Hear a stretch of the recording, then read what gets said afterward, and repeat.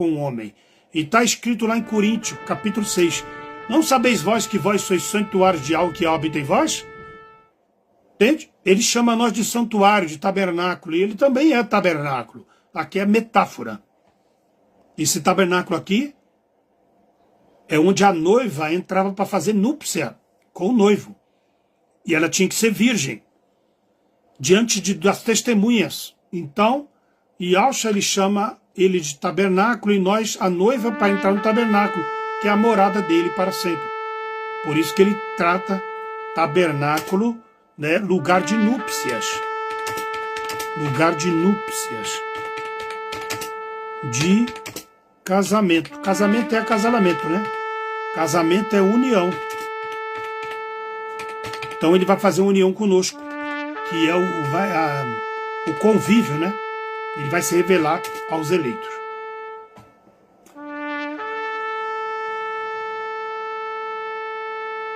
Enquanto Yahshua estiver pronto, o Antimachia também vai fazer um pacto global.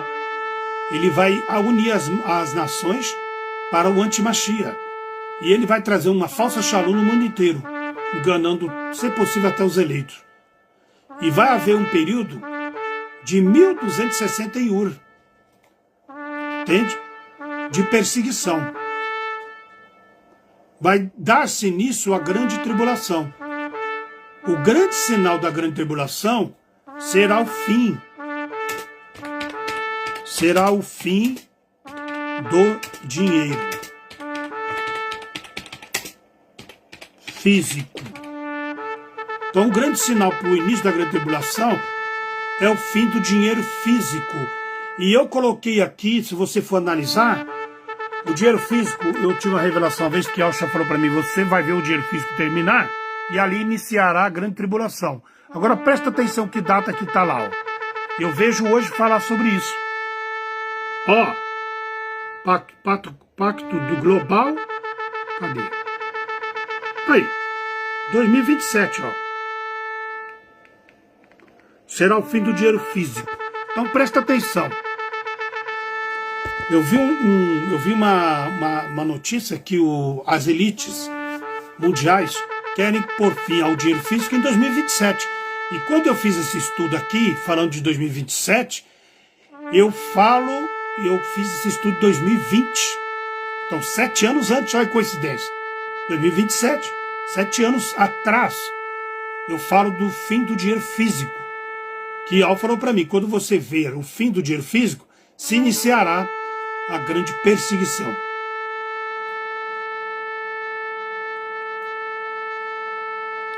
No livro de Luí, que é Levítico, né?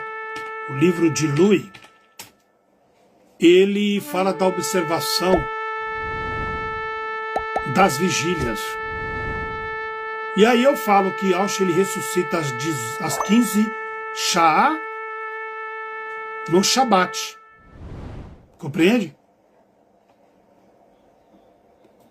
Yahshua nasceu no sábado, Yahshua ressuscitou no sábado, Yahshua voltará no sábado, e Yahshua começará o governo dele o governo dele infinito no sábado, shabático. E ele virá no 7º mês, que é outubro, o mês do perdão, o mês das trombetas, o mês da expiação e o mês do tabernáculo. Você entendeu? A única coisa que está aí é o erro da data do calendário, que o cristianismo modificou, para que a gente não saiba exato momento. Mas nós estamos já analisando tudo aí. Então, Yahshua nasce no sabático, Yahshua aparece no Shabá, anunciando a libertação. Yahshua entra na sinagoga no sabático, Yahshua diz que é o dono do sábado, Yahshua morre no sábado, Yahshua ele voltará no sabático. Aliás, Yahshua ele morre no feriado e ressuscita no sabático. E ele voltará no sabático de Al, que é o descanso de Al, que é o milênio. Tudo é sabático. É o grande sinal entre Al e o seu povo, é o sábado. E o Shata representa 7. Shata é uma abreviação do sábado, que é a linhagem de onde é prometido o Mashiach vir. Compreende ou não? Então o mês de outubro é o mês do perdão.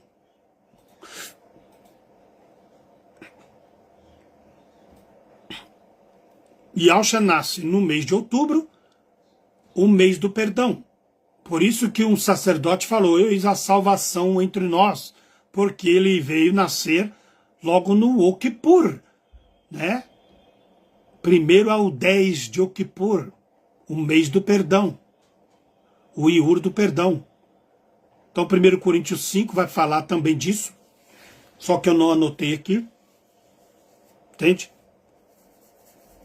O apóstolo Paulo fala sempre das festas judaicas, porque ele sabia da importância.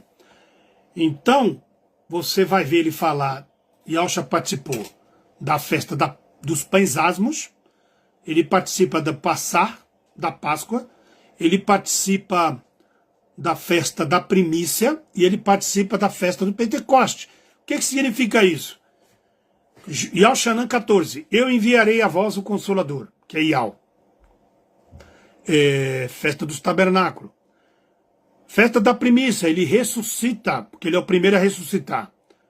Ele ressuscitou e foi para Yah, à direita de Yah. Então, ele participa da festa das primícias. Ele participa da festa dos pães asmos, dividindo a ceia com os talmidins. E ele participa da Páscoa quando ele é pendurado no madeiro, que ele é morto, o sangue dele é aspergido. Então ele cumpriu as 4 festas judaicas. Falta ele cumprir 3. Então as últimas 3 festas, trombetas, expiação e tabernáculo. Está tudo citado nos rolos. Capítulo de Atos também, Paulo vai falar no capítulo 18 sobre as festas. Então os talmidins, que são os discípulos, nunca negaram as festas judaicas. Entende? Ele fala que a noiva tem que ser limpa e purificada como a mulher que gerava um filho. Ela ficava 7 ur afastada até limpar-se no sangue. No Abrim, capítulo 5, Apocalipse, capítulo 10, Dabarim, capítulo 16, fala das primícias 7 vezes 7, que dá 49, que era uma distância de uma festa para outra, que é uma marcação de tempo das festas. Então ele fala aqui dos pães asmos, a Páscoa, a colheita, tem a festa da colheita, que é as primícias, né? Tudo junto.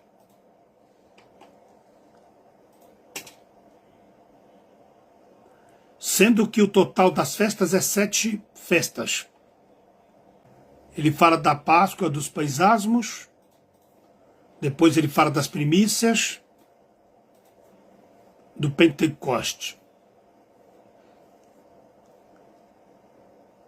Também fala da ressurreição, que foi a ressurreição foi a sua morte, e a sua, a colheita foi a sua ressurreição. E a colheita será quando nós formos morar com o Yahshua para sempre. Fala das trombetas, da expiação, e ele fala sobre o trono de Yah, que é o domo, né? Que vai descer com o homem. A 7ª dimensão vai descer. Você sabe o que é a 7ª dimensão? Yah está no 7º nível do céu, que é o Shammai, o domo.